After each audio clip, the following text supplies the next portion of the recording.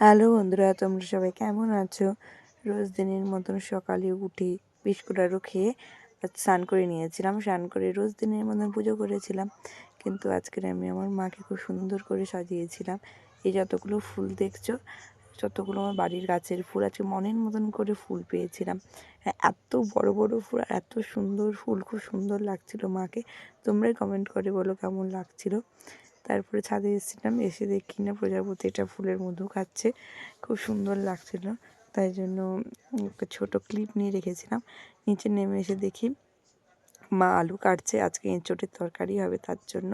তাই জন্য মা আলু কেটে নিচ্ছে, এঁচোড়ের তরকারি, পটল ভাজা আর ডাল হবে। তার জন্য মা আলুটা কেটে নিল, আর এরপরে পটলটাও ছাড়িয়ে নেবে, তারপরে লাস্টে এঁচোড়টা কেটে নেবে। আজকে আমাদের বাড়ির পাশে একজনের বাড়ি পুজো আছে, মানে একদম পাশেই জেঠুদের বাড়িতে পুজো আছে। তার জন্য প্যান্ডেল বাঁধা শুরু হয়ে গেছিলো।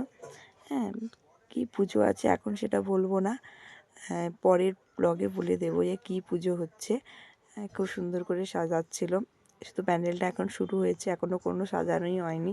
তারপরে মা আজকে ধনেপাতার আচার করেছিল, তার জন্য ধনেপাতাটাকে ভালো করে ধুয়ে বেটে নিয়েছিল। তারপরে একটু লবণ, চিনি, 3টে কাঁচা লঙ্কা, একটু তেঁতুল ভালো করে শিলে বেটে নিয়েছিল। মাকে বললাম যে মিক্সিতে করে নেওয়ার জন্য, কিন্তু মা বললো না, শিলে বাটলে খেতে টেস্টি হয়। তার প্যান্ডেলটা শুরু হয়ে গেছে সাজানো। তোমাদের নেক্সট ব্লগে বলে দেবো কী পুজো হচ্ছে আর কেমনভাবে পুজো কাটালাম। আজকের মতন এইটুকু। কিছু ভালো লাগলে প্লিজ লাইক, কমেন্ট, শেয়ার করে দিও।